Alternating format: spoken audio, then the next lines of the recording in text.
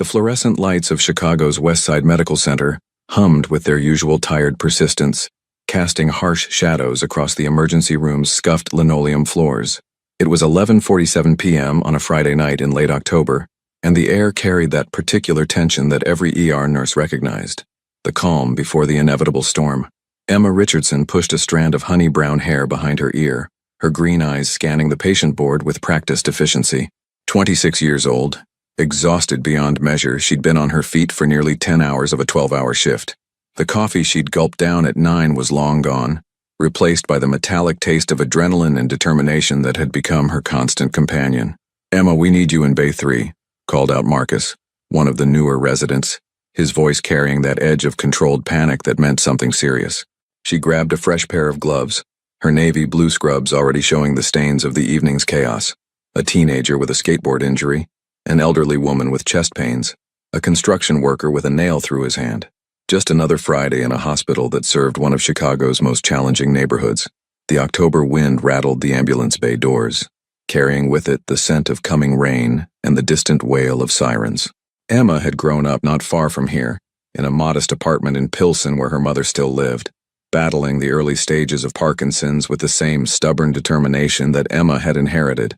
The $2,200 monthly rent on her studio apartment, combined with her mother's medical bills and her own crushing student loan debt, $87,000 and counting, meant that every shift mattered. Every hour of overtime was another small victory against the mountain of financial pressure that never seemed to shrink. "Richardson, your lead on the incoming," barked Dr. Patricia Chen, the attending physician whose reputation for brilliance was matched only by her intolerance for incompetence. "Multi-vehicle collision on the expressway. ETA 3 minutes. We've got one critical coming to us." Emma nodded, her body shifting into that heightened state of focus that separated good nurses from great ones. She'd been working in this ER for 4 years, since graduating from nursing school, and she'd seen things that would haunt her forever, and saved lives that made every sleepless night worthwhile. The automatic doors burst open at 11:53 p.m., but it wasn't the ambulance they'd been expecting. 3 men entered with the kind of presence that made everyone in the ER instinctively step back. They moved with predatory grace, expensive suits doing little to disguise the violence coiled beneath. 2 of them flanked a third man who was being half-carried, half-dragged between them, a man whose white dress shirt was soaked crimson, his face pale as chalk beneath olive skin and dark stubble. "We need a doctor. Now." The speaker was tall, perhaps 6'3", with salt and pepper hair cut military short, and eyes like chips of Arctic ice. His voice carried absolute authority, the kind that expected immediate obedience. Dr. Chen moved forward, her small frame somehow projecting its own authority. "Sir, you need to—" "No." The single word cut through the air like a blade. "We don't need explanations, questions, or paperwork. We need someone to fix this. Now. We'll pay cash. Whatever it costs." The wounded man's head lolled forward, a groan escaping lips that were turning blue at the edges. Emma's training overrode everything else.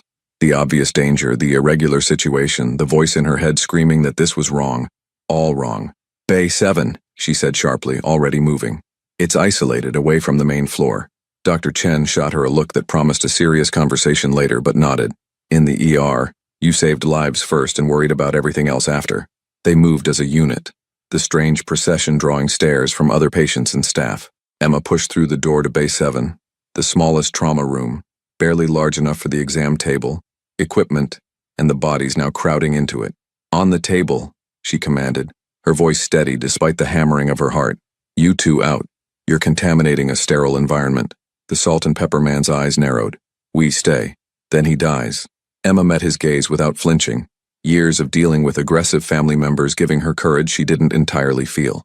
"You can stand outside that window and watch, but in here I'm in charge. Your choice." For a moment the tension was thick enough to choke on. Then, surprisingly, the wounded man spoke, his voice rough with pain but carrying unmistakable command. "Do what she says." The 2 men withdrew to just outside the door, visible through the glass, their postures radiating threat. Dr. Chen was already cutting away the bloody shirt, revealing the damage beneath. Emma's breath caught for just a moment. 2 gunshot wounds, one through the left shoulder, one dangerously close to the liver. The shoulder wound was a through and through, relatively clean. The abdominal wound was the killer, still bleeding sluggishly, the entry point suggesting the bullet might still be inside. "Emma, vitals," Dr. Chen ordered. Emma's hands moved with practiced efficiency, placing the blood pressure cuff, pulse oximeter, hooking up the cardiac monitor. BP 90/60 and dropping. Heart rate 1 in 10. Oxygen saturation 92%. He's going into shock. Start 2 large bore IVs, get 4 units of O negative up here, and prep a surgical kit. We need to stabilize him enough for transport to OR. We can't take him to surgery, Emma said quietly. Those men won't allow it. Too many witnesses, too many records. Dr. Chen's jaw tightened. Then we do what we can here and pray it's enough. This is insane, Richardson. I know. Emma was already establishing IV access, her hands steady despite everything. But he'll die if we don't try. The man on the table was conscious, his eyes tracking their movements. Dark eyes, almost black, set in a face that would have been handsome if not contorted with pain. Mid-30s, Emma estimated, with the kind of presence that suggested he was used to being obeyed. Even bleeding out on an exam table, there was something commanding about him. This is going to hurt, she told him, her voice softer now, the same tone she used with frightened children. We're going to help you, but I need you to stay still and stay with me. Can you do that? His eyes locked onto hers, and for a moment, the chaos of the ER faded. There was intelligence in that gaze and pain and something else. Surprise, maybe, at her directness. What's your name?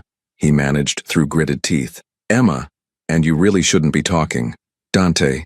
A ghost of a smile. Dante Moretti. The name meant nothing to Emma, but she saw Dr. Chen's shoulders tense microscopically. Later, Emma would wonder why she hadn't recognized it. Dante Moretti, whose name appeared in newspapers with careful euphemisms like alleged organized crime figure and business entrepreneur with questionable associations. Nice to meet you, Dante. Now shut up and let me save your life. Doctor. Chen had located the abdominal bullet with the portable ultrasound, lodged against the liver but miraculously having missed major vessels. We need to remove it and repair the damage. Emma, local anesthetic, surgical kit, and pray we get lucky. What followed was the most intense 30 minutes of Emma's career. Working in an ER bay with equipment designed for stabilization, not surgery, they performed a procedure that should have been done in an operating room with a full surgical team. Dr. Chen's hands were rock steady as she worked, Emma anticipating every need, passing instruments, monitoring vitals, administering medications. The room was silent, except for the beep of monitors and the quiet exchange of medical terminology. Outside, the 2 men watched like statues, their presence a constant reminder of the danger surrounding this entire situation. Emma found herself talking to Dante as she worked, the way she always did, with patience hovering on the edge of consciousness. You're doing great, stay with me. Breathe slowly, that's it, you're going to be fine. Meaningless words maybe, but spoken with genuine care. His eyes never left her face when they were open. During the worst of it, when Dr. Chen was extracting the bullet and he should have been screaming, he bit down on the rolled gauze they'd given him and kept his gaze locked on Emma, as if she were an anchor in a storm of agony. Got it, Doctor, Chen finally said, dropping a deformed 9mm round into a metal tray with a sharp clink. No major vessel damage. He's incredibly lucky. Emma, start closing the abdominal wound, layer by layer, and make them neat. I'll handle the shoulder. Emma had stitched hundreds of wounds, but never one like this. Never with a man's life hanging quite so dramatically in the balance. Never with armed men waiting outside. Never with such an acute awareness that she was crossing lines that couldn't be uncrossed. Her hands didn't shake. They never did when it mattered. She worked with careful precision, each stitch placed perfectly, closing the layers of muscle and tissue before finally sealing the skin. Neat, tight sutures that would heal clean if he took care of them. If he survived the next 48 hours. If infection didn't set in. If his enemies, whoever had done this, didn't finish the job. 72 stitches, she murmured, tying off the final suture. You're going to have quite a scar. Dante's eyes were clearer now, the IV fluids and emergency blood transfusion bringing him back from the edge. Will you sign it? That ghost smile again, incongruous given the circumstances. Despite everything, Emma felt her lips twitch. I don't think that's standard medical practice. Dr. Chen finished bandaging the shoulder wound and stepped back, stripping off her bloody gloves. He needs hospitalization, antibiotics, monitoring, proper post-operative care. If he leaves here, I give him a 60% chance of survival, maybe less. The door opened and the salt and pepper man entered, his eyes taking in the scene with predatory assessment. Is he stable to move? Absolutely not, Dr. Chen said flatly. We have a facility, medical equipment, someone who can monitor him. His tone made it clear this wasn't a discussion. What does he need? Medications? Supplies? Write a list. We'll pay triple the normal cost. Dr. Chen's face went red. This is medical malpractice. I could lose my license. We should call. You'll call no one. The temperature in the room dropped 20 degrees. You've been well compensated for your discretion. He placed a manila envelope on the counter, thick with cash. Consider this a generous donation to the hospital. Anonymous, of course. Emma watched the envelope land with a sick feeling in her stomach. This was hush money. They were being paid to forget this ever happened, to become complicit in whatever criminal enterprise had led to Dante Moretti bleeding out on their exam table. I need to speak with my patient, Emma heard herself say. Alone. Everyone turned to look at her. Dr. Chen incredulous, the salt and pepper man evaluating Dante. Dante looked curious. 2 minutes, the man said finally. Then we leave. When the room cleared, Emma moved closer to the exam table. Dante was watching her with those intense dark eyes. His color better now but still pale beneath his Mediterranean complexion. Listen to me carefully, she said, her voice low and urgent. You need real medical care. A hospital. Those wounds can get infected. You could develop complications, internal bleeding. I know the risks. His voice was stronger now. I've been shot before. The casual way he said it made her stomach turn. This isn't a game. You could die. I could die a lot of ways, Emma Richardson. He'd seen her name badge. But not here. Not tonight. Because of you. I did my job. No. He reached out, his hand catching hers before she could step back. His grip was weak but deliberate. You did more than that. You treated me like a person, not a monster, not a paycheck, a person. Emma should have pulled away, should have maintained professional distance, but something in his eyes held her, a vulnerability that seemed impossible in a man who radiated such danger. Take the antibiotics, she said finally. Change the dressings twice a day. Watch for signs of infection, fever, increased redness, pus. If you start feeling worse, if your abdomen becomes rigid or painful, you need emergency care. Will I see you again? The question caught her off guard. I don't think that's a good idea. Probably not. His thumb brushed across her knuckles, the gesture surprisingly gentle. But I'm going to anyway. Before she could respond, the door opened. The 2 men entered with a wheelchair, efficiently transferring Dante into it. Someone had produced a clean shirt, designer label visible even to Emma's untrained eye. They were moving with practiced precision, clearly having done this before. Dr. Chen re-entered, her face carved from stone. The prescriptions and care instructions are there. If he dies, it's on you, not us. Understood. The salt and pepper man handed her another envelope. For your trouble, doctor, and yours, Nurse Richardson. Emma started to refuse, but Dr. Chen shot her a warning look. They took the envelopes, Emma's feeling obscenely thick in her hands. As they wheeled Dante toward the door, he looked back at her one final time. Their eyes met, and Emma felt something shift in her chest. Recognition, maybe, or premonition. The sense that this moment would define everything that came after. Then they were gone, disappearing into the October night like ghosts, leaving only blood-stained linens and the memory of dark eyes that had seen through her in a way no one else ever had. Emma stood frozen, the envelope heavy in her hands, the weight of what she'd just done settling over her like a shroud. Dr. Chen began cleaning up, her movements sharp with suppressed anger. You know what we just did, Richardson? Saved a life. We just became accessories. Dr. Chen stripped off her gloves viciously. That was Dante Moretti. Do you know who that is? Emma shook her head. His family controls half the illegal activity on the south side. Drugs, gambling, extortion. If it's profitable and criminal, the Morettis have their hands in it. We just saved the life of a very dangerous man. The words should have frightened Emma more than they did. Instead, all she could think about was the way Dante had looked at her. Not like a nurse, not like a tool, but like she mattered. We're required to report gunshot wounds, Dr. Chen continued. But if we do, those men will know. And people who cross the Morettis tend to have short, unpleasant futures. So we don't report it, and we become part of their world. Dr. Chen finally met Emma's eyes.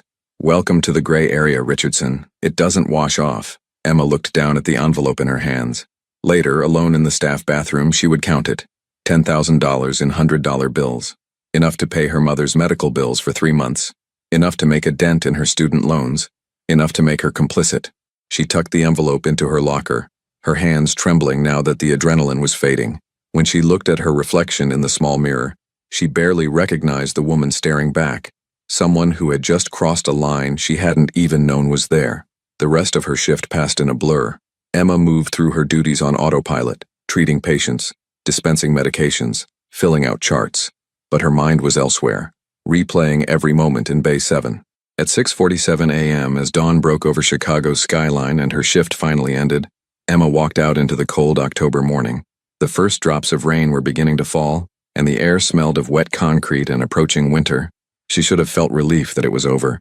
Instead, she couldn't shake the feeling that something had begun, something that would change everything. Somewhere across the city, Dante Moretti was recovering, surrounded by his soldiers and his secrets. And for reasons Emma couldn't explain, she found herself hoping he would survive, that he would keep his impossible promise, that she would see those dark, knowing eyes again. The rain began to fall in earnest as Emma walked toward the bus stop, mixing with tears she hadn't realized she was crying. Tears for what she'd done, for what it meant, for the innocence she'd somehow lost in the space of 30 minutes. Behind her, the emergency room lights blazed against the gray dawn. Ahead, her future waited, uncertain, dangerous, and forever altered. She had stitched Dante Moretti's wounds and, without meaning to, stitched herself into a story that had only just begun. The safe house was located in Oak Park, a quiet suburb west of Chicago, where tree-lined streets and Victorian homes created an illusion of normalcy. The 3-story brownstone looked like any other on the block, well-maintained, unremarkable, forgettable, which was exactly the point. Dante Moretti opened his eyes to unfamiliar ceiling moldings and the sharp, persistent ache that radiated from his shoulder and abdomen. Pale morning light filtered through heavy curtains, and for a disorienting moment, he couldn't remember where he was or how he'd gotten there. Then memory crashed back. The ambush outside the warehouse, bullets tearing through flesh, the desperate drive to the hospital, and her, Emma Richardson. Her face materialized in his mind with crystalline clarity. Those intelligent green eyes, the set of her jaw as she'd ordered his men out of the trauma room, the gentle steadiness of her hands as she'd worked to save his life, the way she'd spoken to him, not with fear or false bravado, but with genuine human compassion. In 37 years of life, most of it spent in a world where loyalty was bought and trust was a liability, Dante had met countless people. He'd learned to read them instantly, their weaknesses, their prices, their breaking points. It was a survival skill in his line of work, as essential as knowing how to shoot or when to negotiate. But Emma Richardson had defied categorization. She hadn't treated him like a monster or a meal ticket. She'd simply treated him. And something about that simple act of humanity had lodged itself in his chest more permanently than any bullet. "You're awake." The voice came from the doorway where Vincent Calabresi stood, the salt and pepper man who'd been Dante's right hand for 12 years. "Doc says you're lucky to be alive. Another inch to the right, that liver shot would have killed you in minutes." Dante shifted carefully, testing the limits of his injuries. Everything hurt, but it was manageable pain, the kind that reminded you that you'd survived. "How long was I out?" 18 hours. It's Saturday afternoon. Vincent moved into the room, his face carved from its usual granite expression. "We've got Dr. Rashid downstairs. He's been monitoring you, changing your IV. Says whoever stitched you up did exceptional work." "The nurse." Dante's voice was rough. "Emma." Vincent's eyes narrowed slightly. "The nurse did her job and got paid well for it. That's the end of the story." "No." Dante pushed himself up, ignoring the protest from his wounds. "Find out everything about her. Where she lives, where she grew up, family, finances, everything." "Boss, that's not everything, Vincent."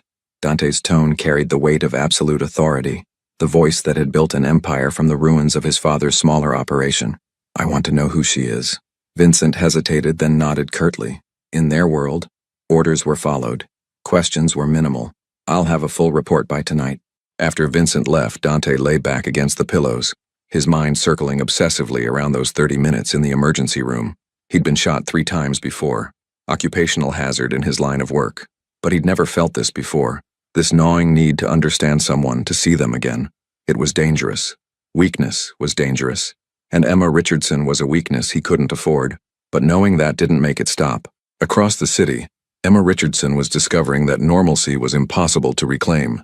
She'd barely slept after her shift, collapsing into her studio apartment at 7:30 Saturday morning, only to lie awake staring at the water-stained ceiling.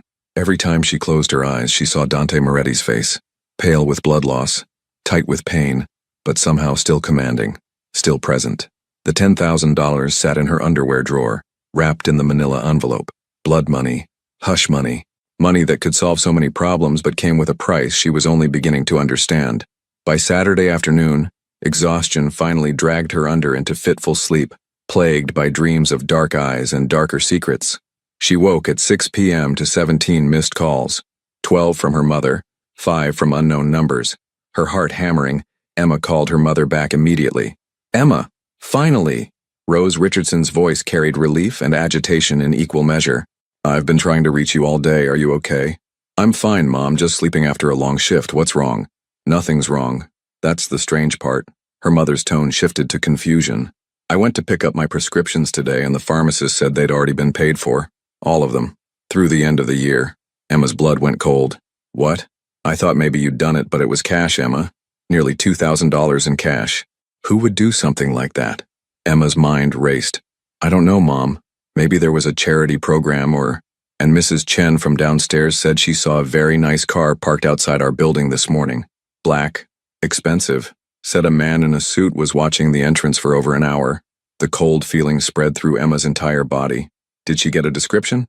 Tall, gray hair, looked like he could be in the movies. Rose paused. "Emma, what's going on? You sound frightened." "I'm not." The lie tasted bitter. "It's probably nothing. Listen, I'll come by tomorrow, okay? We can talk then." After hanging up, Emma sat on the edge of her bed, her hands shaking. They'd found her mother, found where she lived, what medications she needed. They'd paid for them, a gesture that could be interpreted as kindness or as a message. "We know where you are. We know what matters to you. We can reach you anytime we want." Emma's phone buzzed with a text from an unknown number. "Dr. Chen wants to see you. Monday morning before your shift." Her office, come alone. The weekend crawled by with agonizing slowness. Emma tried to maintain her routine. Grocery shopping, laundry, a visit to her mother where she lied convincingly about the mysterious benefactor, but she felt watched everywhere she went. The black sedan parked across from her building, the man in the coffee shop who seemed too interested in his newspaper, the sense of eyes tracking her every movement. Sunday night, she barely slept. Every sound in her building became a threat, every shadow a potential danger. She'd saved a man's life, and somehow that simple act had pulled her into a world she didn't understand. Monday morning arrived gray and cold, late October asserting itself with wind that cut through Emma's jacket as she hurried into Westside Medical Center at 6 a.m. Dr. Su Chen's office was on the administrative floor, a small space cluttered with medical journals and coffee cups that had seen better days. Dr. Chen looked like she hadn't slept much either. "Close the door, Richardson." Emma complied, her stomach nodding. "I've been practicing medicine for 23 years. Dr. Chen began without preamble. "I've worked in this ER for 15 of those years. I've seen gunshot victims, stabbing victims, people beaten within an inch of their lives. I've treated gang members, drug dealers, people who've done terrible things, and I've never, not once, compromised my ethics. Dr. Chen, until Friday night." The older woman's eyes were hard. "I've spent the entire weekend researching Dante Moretti. Do you know what I found? 17 suspected murders, though nothing proven. Connections to drug trafficking, illegal gambling, loan sharking, extortion. His family organization is responsible for God knows how much misery in this city. And we saved his life." Emma found her voice. "We're doctors, we save lives, that's what we do. We're also mandatory reporters. Gunshot wounds have to be reported to the police. It's not optional, Richardson. It's the law. So report it now." Dr. Chen's laugh was bitter. "And get us both killed? I'm not naive. Those men knew exactly what they were doing by coming to us. They chose a hospital in a neighborhood where people know not to ask questions. They chose an ER that's understaffed and overworked. And they chose the end of a Friday night shift when everyone's exhausted and not thinking clearly. What do you want from me? I want you to understand what you've done.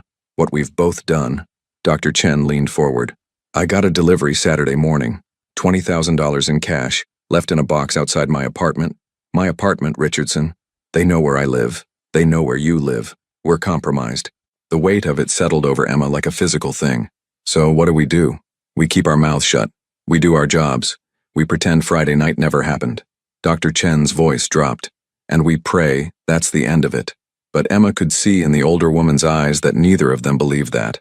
Her shift that day was routine. A child with a broken arm, an elderly man with pneumonia, a woman in early labor who needed transport to the maternity ward. Normal ER chaos that should have been comforting in its familiarity. Instead, Emma felt like she was moving through water, every action requiring conscious effort. She kept watching the ambulance bay doors, half expecting Dante Moretti to be wheeled through them again. During her lunch break, she sat in her car in the parking garage and finally opened her laptop to search for information she'd been avoiding. Dante Moretti. The search results were extensive and damning. Alleged organized crime figure Dante Moretti arraigned on racketeering charges. Case dismissed due to lack of evidence. Federal investigation into Moretti family operations stalls as witnesses recant testimony. Suspected drug trafficking operation nets 17 arrests. Dante Moretti named but not charged.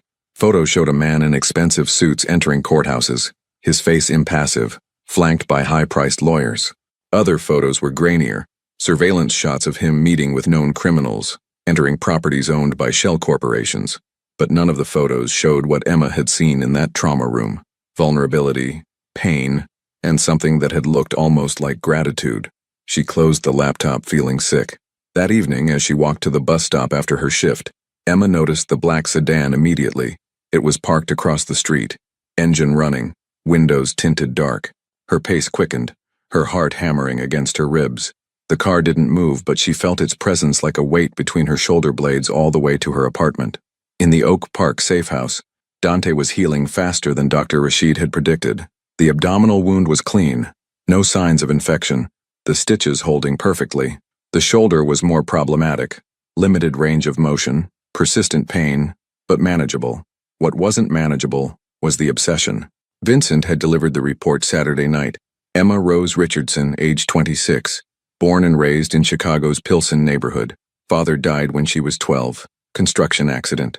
Mother, Rose Richardson, age 54, diagnosed with early-onset Parkinson's 2 years ago. Emma worked at Westside Medical Center, had for 4 years since graduating from nursing school. Student loan debt of $87,000. Lived alone in a studio apartment. Rent $2,200 monthly. No boyfriend, no significant relationships in the past 18 months. Worked doubles when she could get them. Sent money to her mother regularly. No criminal record. Not even a parking ticket. She was, by all accounts, exactly what she'd seemed. A good person trying to survive in a city that made survival difficult, which made what Dante was doing indefensible. He'd had her mother's prescriptions paid for, a gesture that Vincent had argued against, but Dante had insisted on. He'd assigned rotating surveillance on both Emma and her mother. He'd even had someone plant a small GPS tracker on Emma's phone when she'd left it unattended in the ER break room. "This is dangerous, boss," Vincent said Tuesday evening as they reviewed security footage. "You're getting emotionally invested in a civilian, in a witness. She's not a witness. She never saw who shot me. She never asked questions. She treated you. She knows you exist. In our world, that's enough." Vincent's expression was grave. "Some of the other families are already asking questions about what happened Thursday night, about how you survived. If they learn about the nurse, they won't. You can't guarantee that." Vincent stood, his frustration evident. "I've known you since you were 25, Dante. I watched you build this operation from almost nothing after your father died. I've never seen you make decisions based on emotion. Don't start now." After Vincent left, Dante sat in the study watching surveillance footage of Emma leaving her apartment building, heading to work, stopping at a small grocery store. Her life was so ordinary, so removed from his world of violence and moral compromise. She represented something he'd lost so long ago he'd forgotten it existed: innocence. Not naivety, but genuine goodness. The kind of person who chose nursing because she wanted to help people, who sent money to her sick mother even when she couldn't afford it, who worked double shifts and still treated every patient with compassion. Dante had been raised in the family business.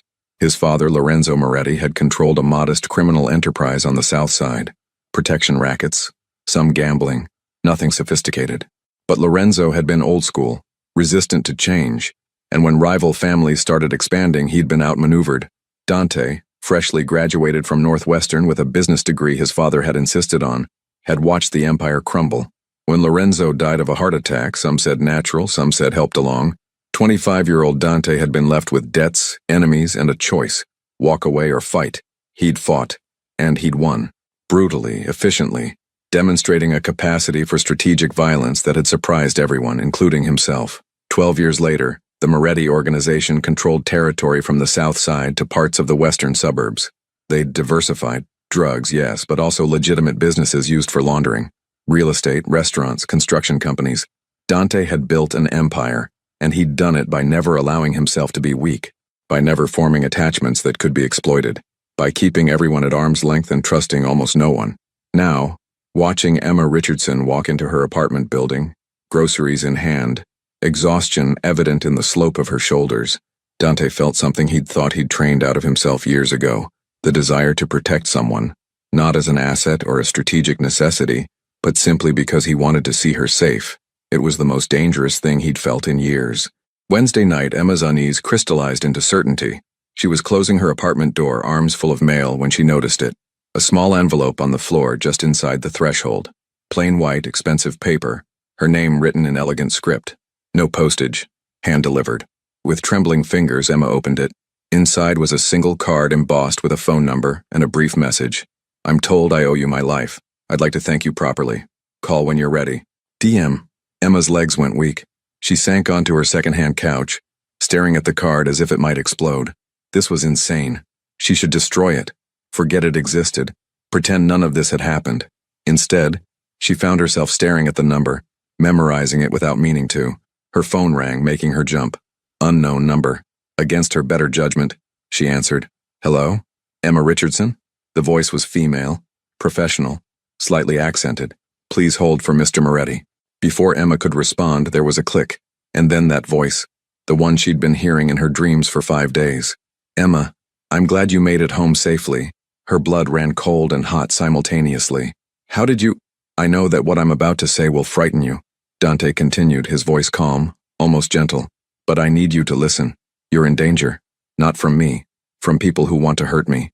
And the best way to hurt me is through the people He paused. "The people connected to me. I'm not connected to you." Emma's voice shook despite her effort to control it. "I did my job. That's all. That's all you did. But perception is reality in my world. You were seen entering that hospital. Security cameras, other patients, staff, people talk, and some dangerous people are asking questions." Emma's apartment suddenly felt too small, too exposed. "What do you want?" "To keep you safe. I have people watching you and your mother.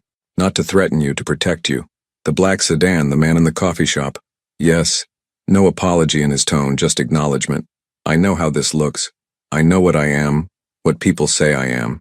But I keep my word, Emma. And I gave my word that I'd see you again.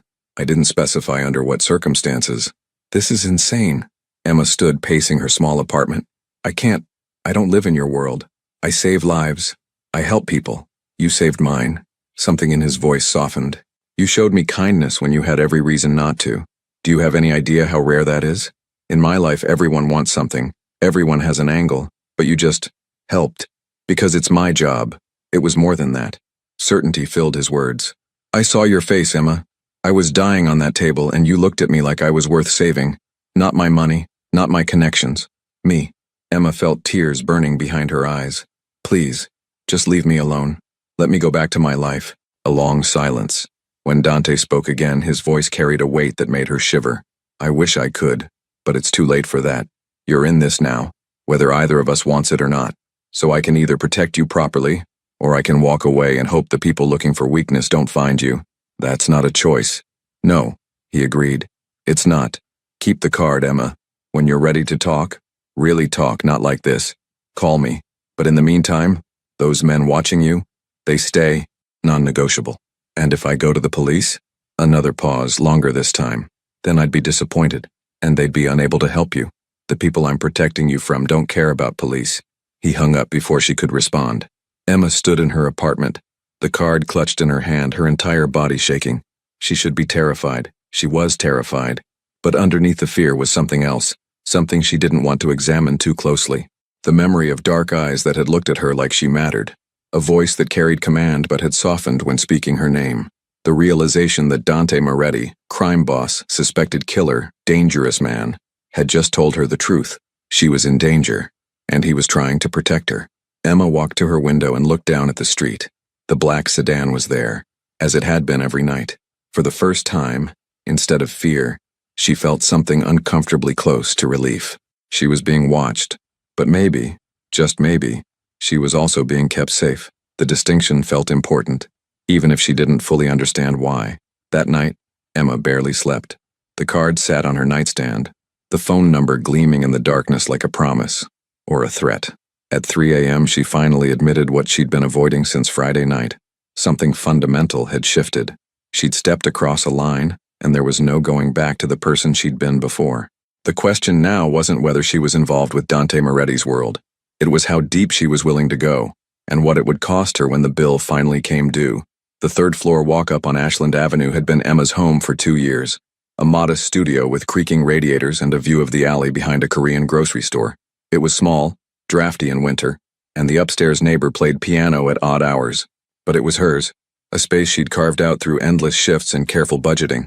Now, standing at her window at 6 a.m. on Thursday morning, watching the black sedan idle in its usual spot, Emma realized that privacy was an illusion she'd lost forever. She'd called in sick to work, her first sick day in over a year. Dr. Chen had sounded relieved rather than concerned, as if Emma's absence somehow reduced the hospital's liability in whatever nightmare they'd become entangled in. The card sat on her kitchen counter next to her untouched coffee. She'd memorized the number without meaning to, her fingers hovering over her phone a dozen times during the sleepless night. "Call when you're ready," he'd said. The question was, ready for what? At 6:47 a.m. her phone rang. Unknown number. Her heart hammered as she answered. "Ms. Richardson." Vincent Calabresi's gravelly voice, unmistakable. "There's a car downstairs. Mr. Moretti would like to speak with you. In person." It's not a request, but it's not a threat either. You have questions, he has answers. Neutral location, public place. You'll be driven there and back, completely safe." Emma's laugh was bitter. "Safe, that's relative, isn't it?" "More than you know." Vincent's tone carried an edge of something that might have been respect. "You can refuse. The car will leave, but the protection stays, and the questions you have won't get answered. Your choice." Emma looked around her apartment, at the life she'd built through hard work and determination, at the normal existence that now felt impossibly distant. "Where?" she asked. "Millennium Park. The Bean. 30 minutes. Wear something warm. It's cold today." The line went dead. The black sedan was a Mercedes. Leather interior pristine. Windows tinted dark enough to obscure the outside world. The driver was young, Latino, with careful eyes that tracked everything. He didn't speak, didn't introduce himself, simply held the door open and waited. Emma climbed in, her hands shaking despite her attempt at composure. The drive took 17 minutes through early morning Chicago traffic. Emma watched the city pass, neighborhoods she knew intimately, streets she'd walked countless times. Everything looked different through tinted windows, as if she'd crossed into a parallel version of her life. Millennium Park was relatively empty at this hour, a few joggers and early morning tourists. The driver pulled up to the Randolph Street entrance, came around to open her door. "Through the park, east side of the Bean. He's waiting." Emma walked through the plaza, her breath forming clouds in the October air. The temperature had dropped overnight, Chicago reminding everyone that winter was coming. She'd worn her heavy jacket, jeans, comfortable boots, practical clothing that felt like armor. Cloudgate, locals called it the Bean, loomed ahead, its reflective surface catching the morning light and the skeletal trees surrounding it. And there, standing at the eastern curve where the sculpture's distortion was most pronounced, was Dante Moretti. He was dressed casually, dark jeans, a charcoal wool coat, black scarf. Without the blood and pain, Emma could see him properly. Tall, perhaps 6'1", with the kind of presence that drew eyes even in anonymity. His olive skin had regained its color, his dark hair slightly longer than business length touching his collar. He looked younger than she'd thought, early to mid-30s, with sharp cheekbones and a mouth that suggested both cruelty and unexpected gentleness. He turned as she approached, and those eyes, dark as espresso, intense and intelligent, locked onto hers with an impact that was almost physical. "Emma, thank you for coming." His voice was different without the rasp of pain, cultured, educated, with just a hint of Chicago accent underneath. "Did I have a choice?" She stopped about 6 feet away, maintaining distance. "Always." He gestured to a nearby bench. "Will you sit? I promise this is just a conversation, no threats, no coercion, just honesty." Emma sat cautiously, and Dante settled beside her, careful not to crowd her space. She noticed he moved stiffly, favoring his left side where the abdominal wound was. "How are you healing?" The question escaped before she could stop it, the nurse in her, unable to ignore obvious discomfort. A slight smile touched his lips. "Well enough. Your stitches held perfectly. No infection, no complications. Dr. Rashid says whoever worked on me knew exactly what they were doing. Basic field medicine. Anyone with training could have." "That's not true, and you know it." Dante turned to face her fully. "I've been shot before, Emma. I've been patched up by doctors who've been doing emergency medicine for decades. What you did, in those conditions, with that equipment, it was exceptional." The compliment made her uncomfortable. "Why am I here, Dante?" He appreciated the directness. She could see it in his eyes. "Because you deserve the truth." About who I am, what I do, and why your life has been turned upside down. I know who you are. I looked you up. Alleged organized crime figure. Suspected murders, drug trafficking, the list goes on. Alleged. Suspected. His voice carried a trace of dark humor. Notice how nothing sticks? That's not luck, Emma. That's power. That's what happens when you own lawyers, judges, when you know where all the bodies are buried, literally and figuratively. His frankness shocked her. You're admitting, I'm admitting nothing that would hold up in court. But between us, here, now, yes, I run a criminal organization. We traffic drugs, run gambling operations, loan money at rates that would make legitimate banks jealous. We hurt people who cross us. Sometimes we kill them. He paused, watching her reaction. I'm telling you this because you need to understand the reality of what you stepped into. Emma's stomach churned. Then why save you? Why not let you die if you're a monster? Dante supplied. Because that's not who you are. You're someone who sees a person in pain and helps regardless of who they are. It's admirable. It's also dangerous. Because of your enemies. Because of my world. He gestured vaguely at the park around them. Out here, in the normal world, morality is relatively simple. There are laws, consequences, social contracts. In my world, the only law is power, the only consequence is weakness, and the only contract is blood. Emma hugged herself against the cold and against the reality of what he was describing. The men watching me, my mother. Are we in danger? Yes. No hesitation. No sugarcoating. Last Thursday, I was ambushed by members of the Russo family, a rival organization that's been trying to move into our territory. They almost succeeded in killing me. If they had, there would have been a war, but I survived, which means they failed, and failures have consequences. What does that have to do with me? Dante's jaw tightened. Someone inside my organization told the Russos where I'd be that night. A traitor. And when you have a traitor, you have a leak, which means the Russos probably know that I was taken to West Side Medical Center.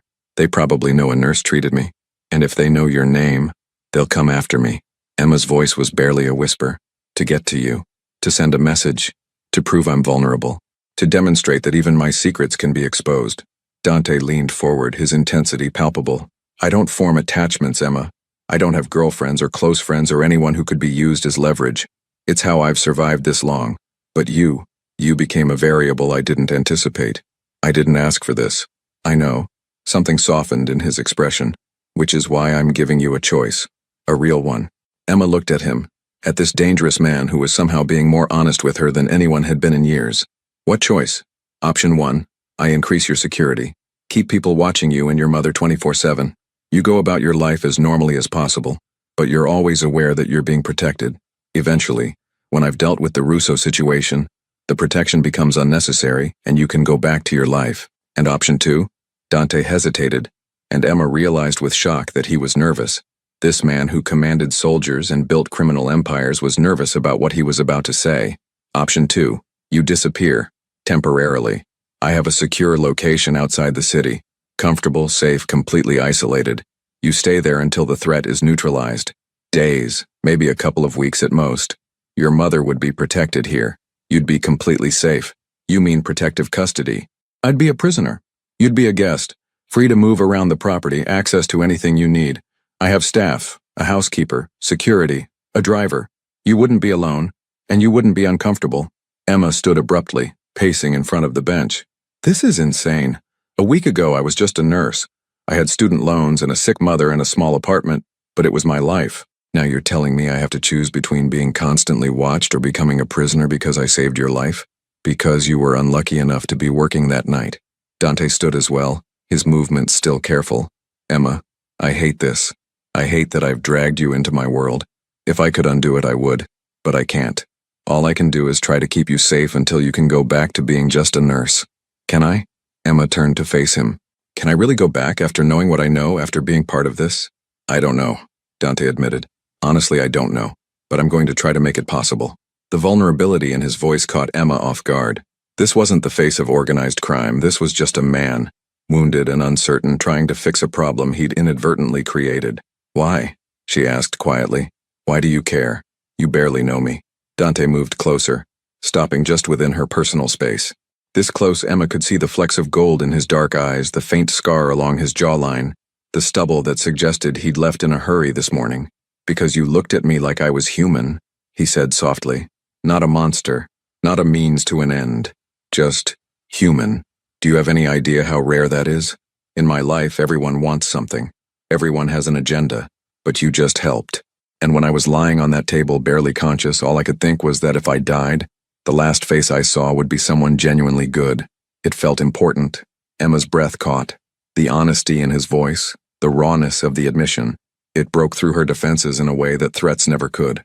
I need time, she heard herself say. To think, to process. Take whatever you need. Dante stepped back, giving her space. But while you're thinking, the protection stays. Non-negotiable. What if I don't want it? Then I'll respect that, and I'll pray that I'm wrong about the danger. But I won't stop trying to keep you safe, Emma, even if you hate me for it. Before she could respond, Dante's phone buzzed. He glanced at it, and Emma saw his expression change, shuddering, hardening into something dangerous. I have to go. His voice was different now. All business. Vincent will take you wherever you want to go. Home, your mother's, work, anywhere. He paused, one hand reaching toward her before stopping. I'm sorry, Emma, for all of it. Then he was walking away, pulling out his phone, becoming someone else. The crime boss, the dangerous man, the person who made people disappear. Emma watched him go, her mind spinning. Nothing about this made sense. She should hate him, should be terrified, should want nothing more than to run as far as possible from Dante Moretti and his world of violence. Instead, all she could think about was the look in his eyes when he'd said she made him feel human. Vincent drove her home in silence, but before she got out, he spoke. For what it's worth, I've known Dante for 12 years. I've never seen him like this. Protective of someone outside the organization, it's unprecedented. Is that supposed to make me feel better? Emma asked. It's supposed to help you understand that whatever he's feeling, it's real. And in our world, real feelings are dangerous. They get people killed. Vincent's ice blue eyes met hers in the rearview mirror. Think about that when you're making your choice. Emma spent Thursday in a daze, her apartment feeling simultaneously too small and too empty. She tried to do normal things, laundry, reading, watching television, but nothing held her attention. Her phone rang repeatedly, her mother checking in, a nursing colleague asking if she was okay, Dr. Chen calling to discuss protocol. Emma ignored them all. At 8 p.m., as darkness settled over Chicago and the temperature dropped toward freezing, Emma made a decision. She picked up her phone and dialed the number she'd memorized. It rang once. Emma. Dante's voice, immediate recognition. I need more answers, she said. Real answers. About your world, about the danger, about what happens next. A pause. Where are you? Home. I'll send a car. 20 minutes. Dress warm. We're going somewhere we can talk properly. Where? Somewhere I can show you the truth, all of it. The car arrived exactly 20 minutes later. This time, it was a different vehicle, a dark blue SUV with bulletproof glass. Emma could tell from the thickness. The driver was the same young Latino man from that morning, but now there was another man in the front passenger seat, his jacket bulging slightly at the shoulder in a way that suggested a weapon. They drove north, through neighborhoods Emma knew and then into areas she didn't, finally crossing into Evanston and then beyond, toward suburbs where houses grew larger and more isolated. After 40 minutes, they turned down a private road flanked by old-growth trees, eventually stopping at a gate with discreet security cameras. The gate opened silently, and they continued up a winding drive. The house that appeared was stunning, a modern architectural masterpiece of glass and steel, 3 stories, situated on what looked like several acres of wooded property. Lights glowed from within, warm against the cold night. Mr. Moretti's primary residence, the driver said, the first words he'd spoken. He doesn't bring people here. You should understand what that means. Emma understood. This was trust, or the illusion of it. Dante was waiting at the front entrance, dressed now in dark slacks and a burgundy sweater that made him look less like a crime boss and more like someone who belonged in this beautiful house. Welcome, he said simply, gesturing her inside. The interior was breathtaking. High ceilings, minimalist furniture that probably cost more than Emma made in a year. Art on the walls that she suspected was original. Floor-to-ceiling windows overlooked the property, darkness beyond punctuated by subtle landscape lighting. This is where you live? Emma asked, unable to hide her awe. One of several properties. This is the one I consider home. Dante led her into a large living room with a fireplace already crackling with warmth. Can I get you something? Coffee? Wine? Water? Water is fine. He returned moments later with 2 glasses of water, settling into an armchair across from the sofa where she'd perched nervously. You said you wanted truth, Dante began. Ask me anything. Emma took a breath. How many people have you killed? He didn't flinch. Personally, 4. Men who betrayed the organization, who posed existential threats. I didn't enjoy it, but I didn't lose sleep over it either. Through my orders? More. I don't know the exact number. Enough that I've stopped counting. The casual admission should have terrified her. Instead, Emma found herself appreciating the honesty. The drugs you traffic, do you use them? Never. I've seen what they do to people. It's hypocritical, I know. Profiting from something I consider poison. I tell myself we're providing a service people want that if we didn't do it, someone worse would. The truth is it's profitable, and I'm good at it. Do you have family? Besides your organization? Something flickered in Dante's expression. Pain, quickly suppressed. My father died 12 years ago. My mother left when I was 8, went back to Italy. I have no siblings, no wife, no children. The organization is my family. That's lonely. It's safe. Dante leaned forward. Emma, every attachment is a weapon someone can use against you. My father learned that the hard way.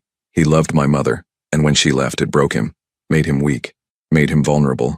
I swore I'd never make that mistake. Until now, Emma said quietly.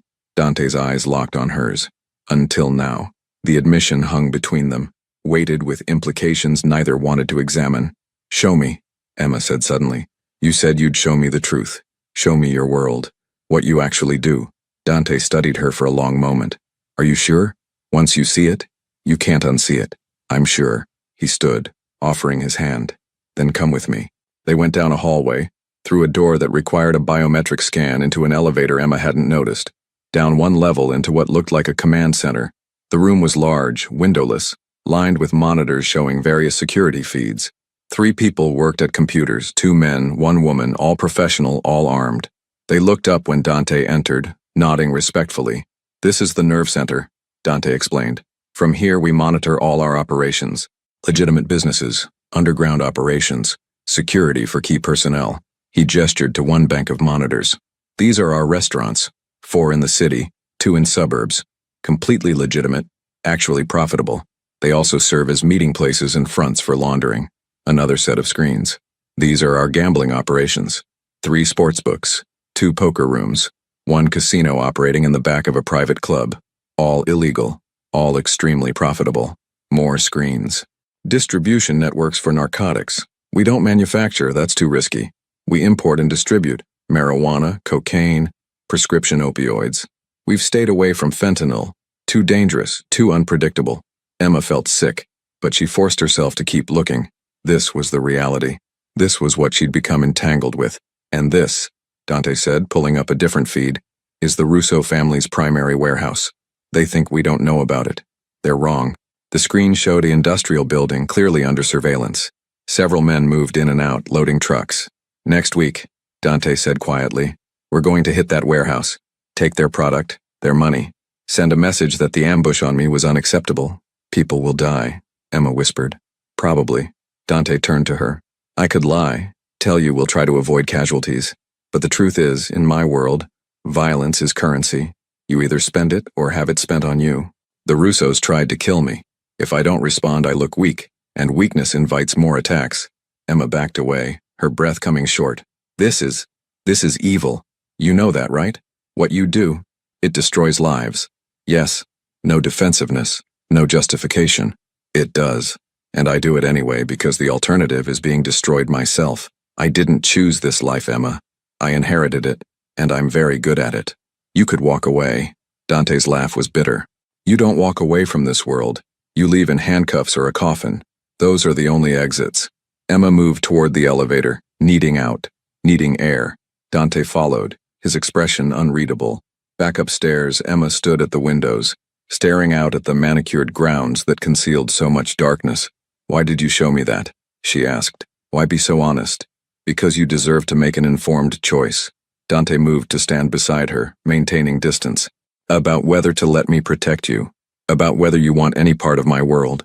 You needed to see who I really am, what I really do. And if I walk away, if I tell you I want nothing to do with you, then Vincent will drive you home, and you'll have security you'll never see.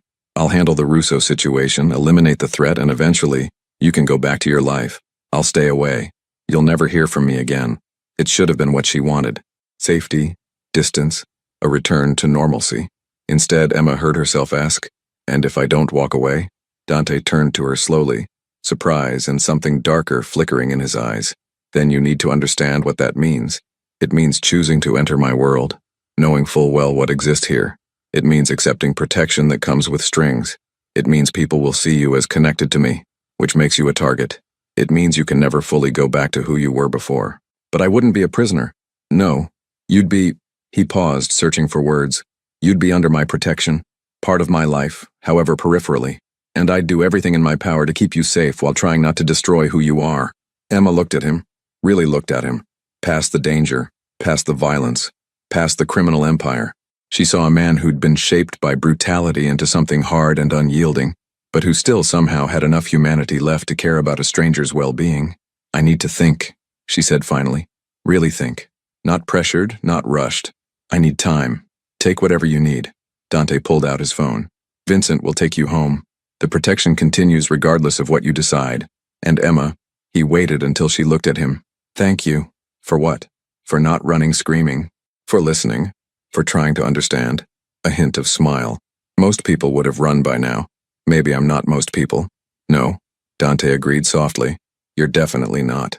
The drive home was silent, Emma's mind replaying everything she'd seen and heard. The command center, the casual discussion of violence, the stunning honesty of a man who dealt in lies and deception for a living. Back in her apartment, Emma stood at the window watching the black sedan take up its familiar position. Protection or surveillance, did the distinction even matter anymore? Her phone buzzed with a text from an unknown number. She opened it to find a single message. "Whatever you decide, I meant what I said. You made me feel human. That's worth protecting, even if you choose to walk away. D." Emma read the message 3 times, then set her phone down and walked to her bedroom. She pulled out the $10,000 from her drawer, the money she'd been paid for saving his life. Blood money. Hush money. Money that represented a choice she'd made without fully understanding the implications. She could give it back, could insist on a clean break, could try to reclaim the innocence she'd lost, or she could accept that the line had already been crossed, that she'd already made her choice the moment she'd stitched Dante Moretti's wounds and looked into his eyes and seen something worth saving. Emma didn't sleep that night. Instead, she sat at her window watching the sedan, watching the city, thinking about choices and consequences and the strange twist of fate that had brought a dying crime boss into her life. By dawn, she still didn't have an answer, but she knew with absolute certainty that whatever she decided would change everything. The question was whether she had the courage to choose the dangerous path or the wisdom to walk away. Emma made her decision on Friday morning, standing in her apartment with the first snow of the season falling outside her window. Chicago was transforming into a winter wonderland, white flakes covering the grime and chaos with temporary beauty. She picked up her phone and dialed the number she now knew by heart. "Emma." Dante answered immediately, his voice tense with anticipation. "I'm not walking away," she said quietly, "but I need you to understand something. I'm not doing this because I approve of what you do. I'm doing this because the alternative is living in fear, looking over my shoulder forever. If I'm going to be in danger anyway, I'd rather face it head on." A long silence. Then, "I understand. And Emma, thank you for trusting me." "I don't trust you," she corrected. "Not completely, but I believe you'll keep me safe. There's a difference." "Fair enough." She could hear the hint of smile in his voice. "Can you take a leave from work? 2 weeks, maybe 3? "I can try." Emma had accrued vacation time she'd never used, too worried about money to take time off. "Vincent will help arrange it. Medical leave, family emergency, whatever works. Pack enough for a month just in case. Comfortable clothes, anything you need. We leave tomorrow morning. Where are we going?" "Somewhere safe. Somewhere the Russos won't think to look. I'll explain everything when we get there." After hanging up, Emma called Dr. Chen, requesting emergency family leave. The older woman's relief was palpable. Having Emma out of the hospital removed a variable, a reminder of that night in Bay 7. "Take care of yourself, Richardson," Dr. Chen said quietly. "And be careful. Whatever you're mixed up in, just be careful." Next, Emma called her mother. This conversation was harder. "Mom, I need to go away for a few weeks. Family friend needs help out of state." Rose Richardson wasn't fooled. "Emma Rose, I've known you for 26 years. You're a terrible liar. What's really going on?" Emma closed her eyes against the tears. "I can't explain right now, but I need you to trust me. I'm safe, I'll be safe, but I need to be away for a while. The men watching our buildings, they're going to stay. Their protection, Mom. Don't be afraid of them." "Emma, you're scaring me." I know, I'm sorry, but please just trust me. I'll call when I can. I love you. She hung up before her mother could protest further, guilt washing over her, adding to her mother's stress, lying to her. It went against everything Emma believed in, but the alternative was telling the truth, that she'd saved a crime boss's life and was now under his protection because rival criminals wanted her dead. Some truths were too dangerous to share. Saturday morning arrived with brutal cold, temperatures dropping to 15 degrees Fahrenheit. Emma stood outside her apartment building at 6 a.m., a large duffel bag at her feet, watching the black SUV pull up. Vincent emerged, nodding curtly. "Ms. Richardson, let me take that." He loaded her bag efficiently, then opened the rear door. Emma climbed in and found herself face-to-face with Dante Moretti. He looked different this morning, dressed in dark jeans, a heavy leather jacket, casual but expensive. His hair was slightly disheveled, as if he'd run his hands through it repeatedly, and those dark eyes studied her with an intensity that made her breath catch. "Ready?" he asked simply. "No, but I'm here anyway." That ghost of a smile touched his lips. "Honest. I appreciate that." The drive took over 3 hours, heading north through Illinois into Wisconsin. They passed through small towns dusted with snow, farmland giving way to forests, civilization becoming sparser. Emma watched the landscape change, feeling like she was traveling to another world entirely. Finally, they turned down a private road marked only by a weathered sign reading Pine Ridge. The road wound through dense forest for another 20 minutes before opening onto a clearing. The property was stunning. A large lodge-style house, all wood and stone and huge windows, overlooking a frozen lake. Smoke curled from 2 chimneys. Solar panels gleamed on the roof. A separate guest house sat 50 yards away, and Emma could see what looked like a boathouse at the lake's edge. "Welcome to my sanctuary," Dante said as the SUV stopped. 300 acres, completely private, no neighbors for miles. Cell service is spotty, but we have satellite internet. The house has everything you'll need. Emma climbed out, the cold hitting her like a physical force. The air was crystalline, so clean it almost hurt to breathe after Chicago's pollution. "It's beautiful," she admitted. "It's the only place I feel truly safe." Dante moved toward the front door. "Come inside. I'll show you around." The interior was even more impressive. Soaring ceilings with exposed beams, a massive stone fireplace dominating the great room, furniture that managed to be both rustic and elegant. Everything was warm, inviting, the complete opposite of what Emma expected from a crime lord's safe house. "Kitchen's fully stocked," Dante said, giving her a tour. "Mrs. Kowalski, my housekeeper, comes 3 times a week, but she lives in town. Security is here full-time, but they stay in the guest house unless there's a problem. Your room is upstairs, east side. Best morning light." He led her up a wide staircase to the 2nd floor. The bedroom he indicated was spacious with a king-size bed, ensuite bathroom, and windows overlooking the lake. "It's perfect," Emma said, genuinely touched. "Thank you. I want you to be comfortable." Dante leaned against the doorframe. "Emma, while we're here, you're not a prisoner. You're free to go anywhere on the property. Use anything you want. The only rule is you don't leave without security. The Russos have resources. I don't think they'll find us here, but I'm not taking chances. What about you? Are you staying here?" "Most of the time. I'll need to go back to Chicago occasionally, handle business. But Vincent can manage most things remotely." He paused. "I don't want to leave you alone more than necessary." Something in his tone made Emma's pulse quicken. "Because of the danger?" "Because," Dante seemed to struggle with words, unusual for a man who commanded with such confidence. "Because I want to know you, the real you. Not just the nurse who saved my life, but the person underneath, and that requires time." Emma should have been frightened by the implication. Instead, she felt something warm unfurl in her chest. Curiosity, maybe, or the first stirrings of something more dangerous. "I should unpack," she said, needing distance to process. "Of course, come down when you're ready. I'll make lunch." After he left, Emma sat on the edge of the bed, her mind spinning. She was in the middle of nowhere with a man who casually discussed murder. She should be terrified. Instead, she felt curious, and maybe, just maybe, a little bit excited. The first week passed in a strange, suspended reality. Emma fell into a rhythm. Mornings spent reading by the fireplace, afternoons walking the property with security trailing discreetly behind, evenings having dinner with Dante, and discovering layers to him she never expected. He cooked. Actually cooked, not just heated frozen meals. Italian food, learned from his grandmother before she died. He moved around the kitchen with easy confidence, telling stories about growing up on the South Side. his father's restaurant that had been a front for less legal activities. I wanted to be a chef, he admitted one evening over homemade pasta. Before everything changed, I thought I'd go to culinary school, maybe open my own place, something legitimate. What happened? My father died, and I inherited an empire on the verge of collapse. I was 25, fresh out of business school, and suddenly responsible for 50 men and their families. Men who would have been killed or imprisoned if I didn't step up. Dante's expression darkened. So I stepped up, and I discovered I was good at it. Really good. Better than my father ever was. Do you regret it? Every day. The honesty in his voice was painful. And not at all. It's complicated. Emma found herself telling him things she'd never shared with anyone. About her father's death, the guilt of not being able to save him, about watching her mother's diagnosis, feeling helpless as the disease slowly stole her strength, about the crushing weight of debt and responsibility that made every day a struggle. You're strong, Dante said quietly. Stronger than most people I know. To carry all that and still have compassion for strangers, that's rare. Or stupid, Emma countered. No, never stupid. His eyes held hers. Compassion isn't weakness, Emma. It's the hardest strength there is.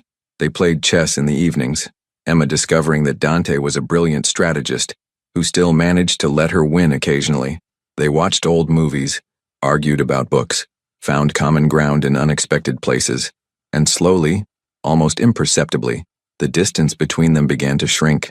On the 8th day, everything changed. Emma woke to raised voices downstairs. She threw on clothes and hurried down to find Dante, Vincent, and 2 security men clustered around a laptop. What's wrong? She asked. Dante looked up, his face carved from stone. The Russos hit one of our distribution centers last night. Killed 3 of our men, left a message. He turned the laptop toward her.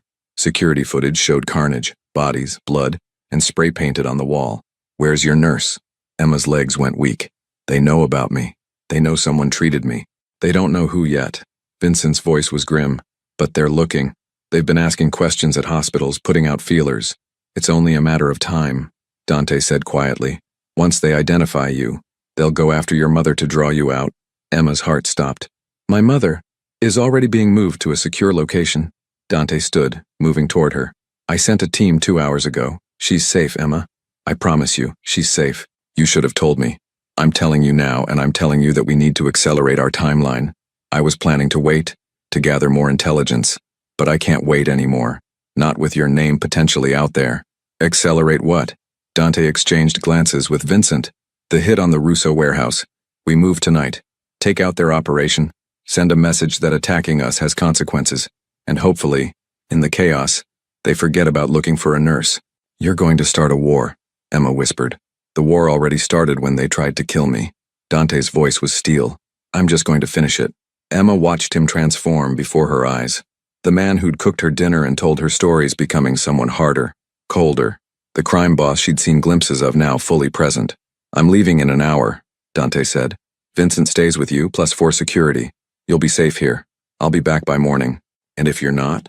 Their eyes met and Emma saw the truth. He might not come back. This operation was dangerous and even the best plans could fail. Then Vincent gets you and your mother somewhere completely new. New identities, new lives. You'll be safe, Emma, no matter what. Before she could stop herself, Emma crossed the room and grabbed his hand. Don't die, please. I didn't save your life just to watch you throw it away. Dante's fingers tightened on hers. I'll come back, I promise. Then he was gone, taking half the security team with him, leaving Emma alone with Vincent and the terrible waiting. The hours crawled by with agonizing slowness. Emma couldn't eat, couldn't read, could barely sit still. She paced the great room while Vincent monitored communications, his expression unreadable. He'll be fine, Vincent said finally, around midnight. I've been with Dante for 12 years. He survived worse than this. Have you? Emma asked. Cared about someone in this life? Vincent's jaw tightened. Once. Long time ago. It didn't end well. What happened? She couldn't handle what I did. What I was. She tried, but eventually the darkness was too much. She left, and I let her go. Better that than watch her slowly die inside. Emma absorbed this. Is that what you think will happen? With me and Dante? I think you're already in deeper than you realize. And I think when he gets back, if he gets back, you'll have to decide how deep you're willing to go. At 3:47 a.m., Vincent's phone rang. He answered immediately, his face transforming with relief. Understood. See you soon. He looked at Emma. It's done. They're coming back. Minor injuries, but everyone's alive. Emma collapsed onto the sofa, tears streaming down her face. Relief, exhaustion, fear all mixing together. When Dante walked through the door 40 minutes later, Emma's control shattered. She launched herself at him, and he caught her despite the wince of pain, holding her tight. I'm okay, he murmured into her hair. I'm okay, Emma. She pulled back enough to see him. Blood on his jacket that wasn't his, exhaustion in his eyes but alive, whole. And then, before she could think about consequences or complications or all the reasons this was impossible, Emma kissed him. For a moment, Dante froze. Then his hands cupped her face and he was kissing her back with an intensity that made the world fall away. When they finally broke apart, both breathing hard, Dante pressed his forehead to hers. Emma, he whispered, this is the point of no return. If we cross this line, we already crossed it, Emma interrupted. The moment you walked into my ER, the moment I chose to help you. We've been crossing lines since the beginning. This is different. I know. Emma met his eyes, seeing the vulnerability beneath the violence. I know exactly what this is, and I'm choosing it anyway. Dante searched her face looking for doubt, for fear, finding only determination in something that looked dangerously like trust. Then God help us both, he said softly, before kissing her again. Dawn broke over the frozen lake, painting the snow-covered pines in shades of gold and rose. Emma woke in Dante's arms, their bodies tangled together in his bedroom, the events of the previous night replaying in vivid detail. They'd crossed every line, shattered every boundary, and Emma felt no regret, only a strange sense of rightness that terrified her more than anything else. Dante stirred, his dark eyes opening to focus on her face. Morning, he murmured, his voice rough with sleep. Morning. Emma traced the edge of the bandage covering his shoulder wound, healing well, though he'd stressed it during the warehouse operation. How are you feeling? Like I'm the luckiest man alive. His fingers brushed her cheek. And the most damned. Before Emma could respond, his phone erupted with urgent buzzing. Dante tensed, reaching for it. His expression darkened as he read. What is it? Emma asked, fear creeping into her voice. The Russos are retaliating. Faster than we expected. He was already moving, pulling on clothes. They hit 2 of our legitimate businesses overnight, burned them to the ground. And they've put out a contract, $500,000 for information leading to Moretti's nurse. Emma's blood went cold. $500,000? They're desperate. We humiliated them, destroyed their primary operation. Now they're lashing out. Dante turned to her, his face grave. Emma, this changes everything. That kind of money will bring every 2-bit criminal and desperate person out of the woodwork. Someone at the hospital will talk. It's only a matter of time. My mother is still secure, but we need to move faster. End this before they find you. He sat beside her, taking her hands. I'm calling a meeting. All the families. Today. Emma's eyes widened. What kind of meeting? A sit-down, neutral territory, representatives from every major organization in Chicago. We're going to force the Russos to the table, negotiate a peace, or demonstrate that continued war will cost everyone too much. And if they refuse? Dante's expression turned deadly. Then we eliminate them. Completely. No half measures, no mercy. Their entire leadership structure removed. The casual way he discussed mass murder should have horrified Emma. Instead, she understood the brutal calculus. This war would continue escalating until someone won decisively.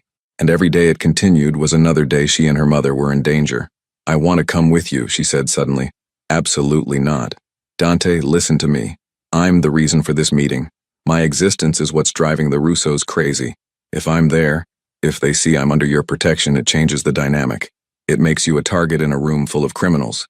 I'm already a target. Emma stood, pacing. But this way, I'm not a ghost, not a rumor. I'm real.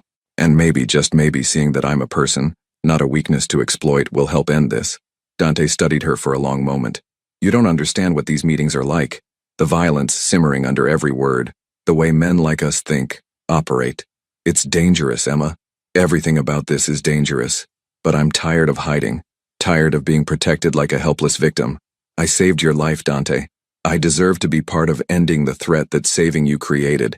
Vincent appeared in the doorway, his expression dark. Boss, we need to move. The meeting's set for 2 p.m. Salvatore's restaurant, neutral ground. All families confirmed. Dante's jaw tightened. Vincent, talk to her. Explain why she can't come. Vincent looked between them, then surprisingly said, actually, she might be right. Dante's head snapped toward him. What? The Russos think she's a weakness. A secret you're desperate to hide. If you walk in with her openly, it flips the narrative, shows them you're not afraid, that she's not a liability to exploit. It's a power move. Vincent paused. It's also incredibly risky. But it might work.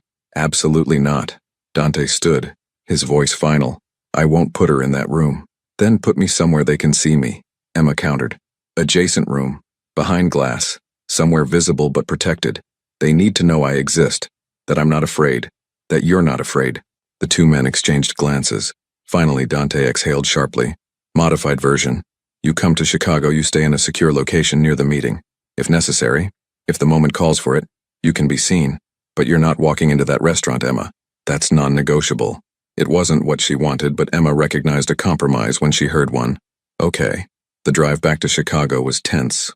Dante made calls continuously, coordinating with his organization, ensuring every angle was covered. Emma sat quietly, processing the reality of what was about to happen. They arrived at a downtown high-rise, a luxury building that looked like any other. But the penthouse apartment Dante led her to was a fortress. Reinforced walls, bulletproof windows, security systems that looked military-grade. You stay here, Dante said, his voice tight with stress. Vincent and two men remain with you.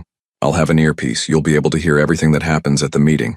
If I need you, Vincent will bring you, but Emma, he gripped her shoulders.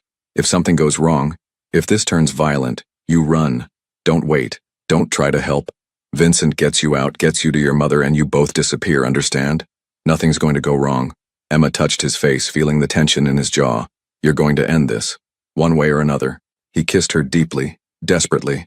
I need you to know whatever happens today, these last 2 weeks have been the best of my life. You made me remember what it felt like to be human. I'll never forget that. Dante, you're scaring me. Good. Be scared. It might keep you alive. He pulled back, his expression hardening into the crime boss she'd first met. I'll see you in a few hours. Then he was gone, taking most of the security team with him. Vincent set up the communication system, and Emma found herself listening to Dante's arrival at Salvatore's, an old Italian restaurant in Little Italy that apparently served as neutral ground for Chicago's criminal underworld. She heard greetings, tense exchanges, the scrape of chairs, then a voice she didn't recognize, older, gravelly with cigarettes and age. Moretti, you've got some balls calling this meeting after what you did to our warehouse. Russo, Dante's voice was ice. You tried to kill me, I survived. You murdered 3 of my men, I responded proportionally. Now we're here to end this before it escalates further. End it? You humiliated us. You failed to kill me. That's on you, not me. A pause. But I'm willing to let it end here. No more retaliation, no more escalation. We go back to our territories. Maintain the peace that served everyone well for years.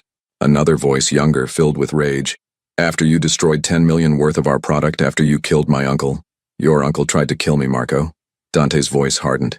He failed. In our world, failure has consequences. You know this. And the nurse?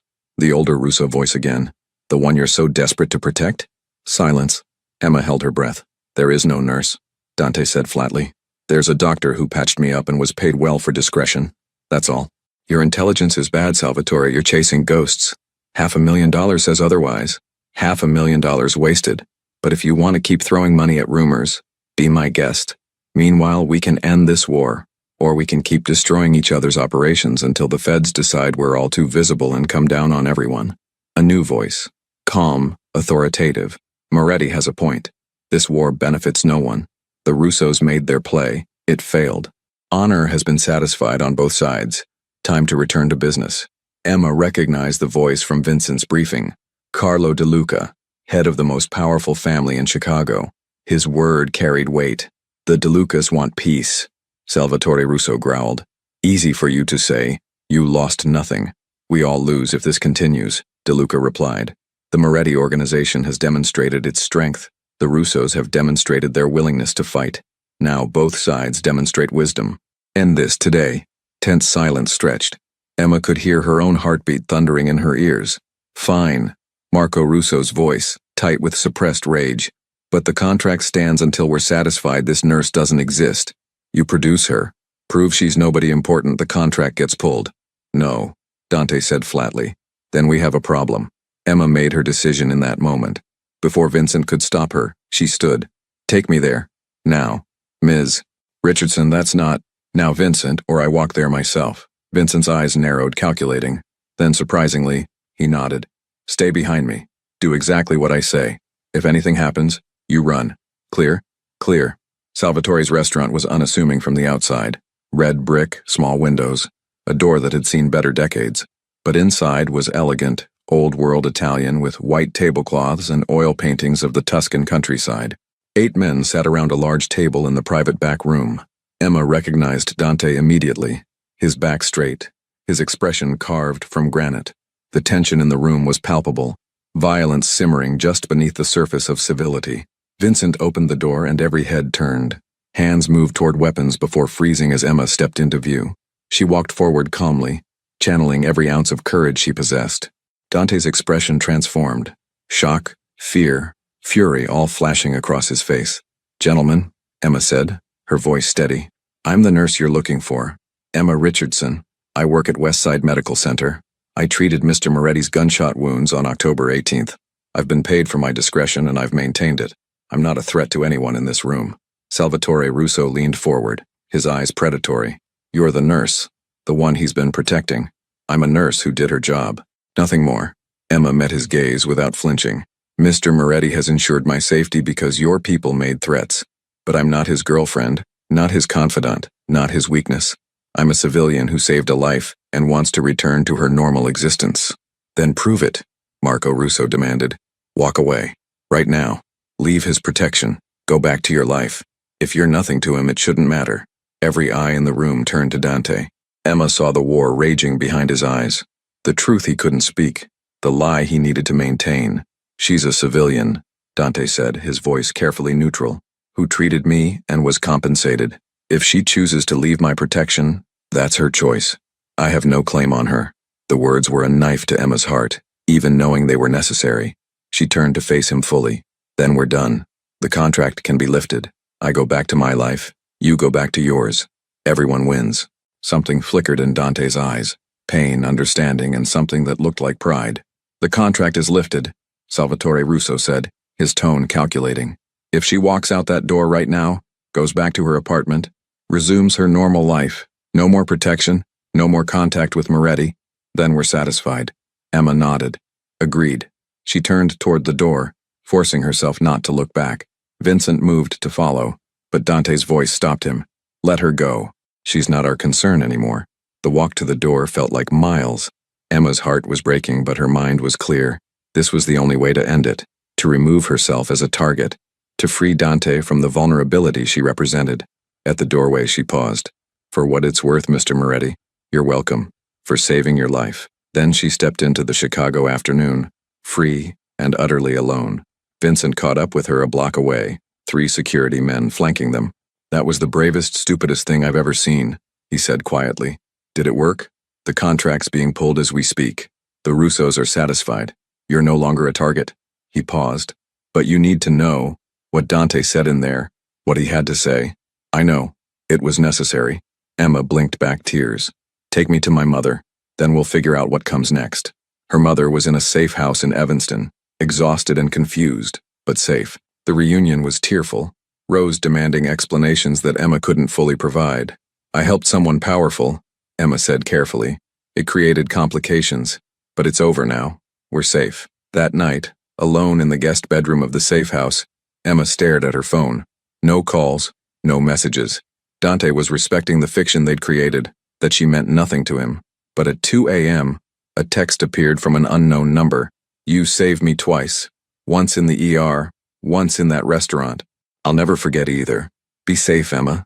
Be happy. You deserve everything good this world has to offer. D. Emma read it through tears, then deleted it. Evidence couldn't exist. The story had to remain intact. 3 weeks later, Emma returned to work at Westside Medical Center. Dr. Chen greeted her with relief and careful questions that Emma deflected. Life resumed its normal rhythm. Shifts at the hospital, visits with her mother, the mundane routine she'd once found oppressive now feeling like a gift. The black sedans were gone. The watchers had disappeared. Emma Richardson was just a nurse again, except late at night when she couldn't sleep. She thought about dark eyes and unexpected gentleness, about a man who'd shown her a world of darkness, but had protected the light in her. She'd saved his life twice, and in doing so, she'd lost a piece of her heart she'd never get back. 6 months passed. Winter gave way to spring, Chicago blooming with new life. Emma threw herself into work, took on extra shifts, visited her mother regularly. The debt was slowly shrinking. Life was good, normal, safe, empty. One April evening, Emma walked out of the hospital after a double shift to find a man leaning against her car. Not threatening, just waiting. Vincent Calabresi looked older in the evening light, more tired. "Ms. Richardson," Emma's heart began to race. "Vincent, is something wrong? Is Dante?" "He's fine." Took control of the Russo territory after old Salvatore had a heart attack. Marco Russo decided Florida retirement looked better than Chicago war. A slight smile. "Everything's quiet now. Peaceful. Then why are you here?" Vincent handed her an envelope. "From him. He wanted you to have this. Asked me to deliver it when enough time had passed that it wouldn't compromise the agreement." Emma opened it with shaking hands. Inside was a check for $250,000 and a letter in elegant handwriting. "Emma, I'm told it's been 6 months. Long enough that this can't be misconstrued as anything but what it is. Payment for services rendered. You saved my life. Twice. This is inadequate compensation, but it's what I can offer. I've set up a trust for your mother's medical care. She'll never have to worry about costs again. It's completely anonymous, untraceable to me. Just accept it as one human helping another. You showed me that goodness still exists in this world, that some people choose compassion even when it's dangerous. I'll carry that knowledge for the rest of my life, however long or short it may be. I hope you're happy, Emma. I hope your life is full of everything you deserve. And I hope sometimes when you think of me, you remember that you made a monster feel human. With gratitude and something I don't have words for." Dante Emma read it 3 times, tears streaming down her face. Then she looked at Vincent. "How is he? Really? Powerful. Respected. Running the most efficient organization in Chicago." Vincent paused. "And alone. Always alone.